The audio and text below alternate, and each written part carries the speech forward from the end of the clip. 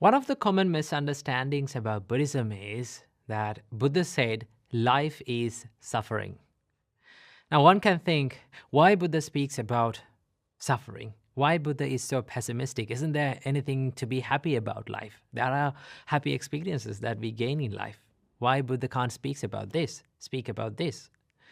Now this confusion happens when the Pali word dukkha, which is the first noble truth, is translated to English. The most common translation for dukkha, the word dukkha, is suffering.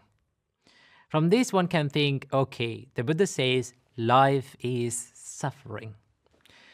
But when the Buddha used this word dukkha in his first noble truth, Buddha meant something profound and deep. Yes, dukkha can be understood as suffering in a more superficial meaning, but it has a more deeper meaning when the Buddha used this word in his context.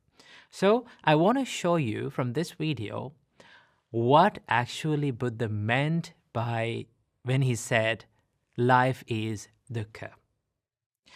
In his book, Noble Truth, Noble Path, Venerable Bhikkhu Bodhi mentioned about this as follows, I quote, Buddha drew this word out from its original context and gave it a deeper significance, using it to highlight the inescapably flawed, deficient, and unsatisfactory nature of sentient beings. Now, when you consider this point of view, we can understand that not only painful experiences, but also all the experiences has this inherent nature of impermanence and also inherent nature of unsatisfactoriness. Now, by this, Buddha did not mean that life is a total misery. Buddha also speaks about happinesses and joys that we can achieve in this life. We've talked about this in a video. We've talked about the 4 types of happinesses that Buddha teaches us to achieve in life as a householder.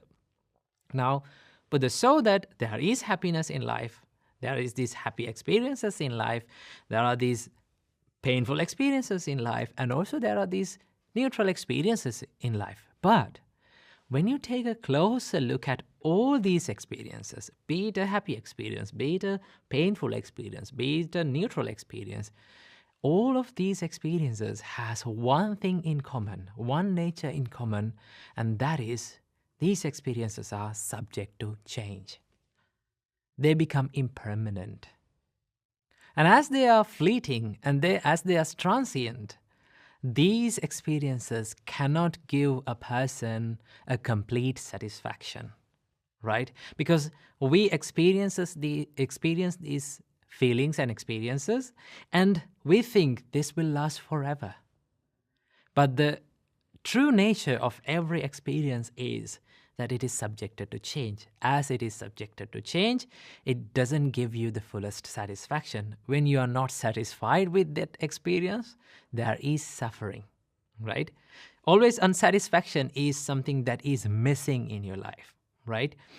In everyone's life, in every human being's life, when you take a closer look at the person's life, there is something that is missing in life. We think, I wish I had that.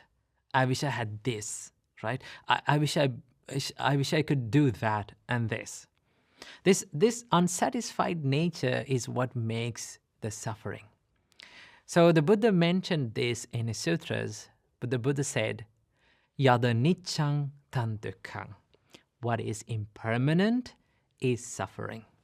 So the suffering doesn't occur just because of the painful feelings, because it occurs because our mind, our lives are not satisfied with these experiences. We think when we experience a happy feeling, okay, a pleasurable feeling, we think this experience will last forever. But the inherent nature of that experience is that it is changing, right? It becomes impermanent. When we experience a painful experience, what happens to us? We think this will last forever. But the nature of this is it will become impermanent, right?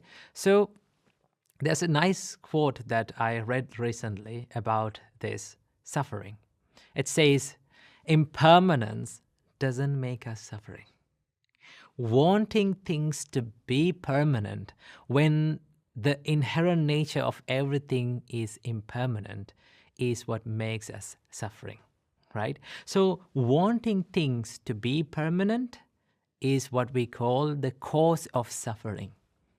The Buddha understood the cause of suffering as tanha. Tanha can be translated into English.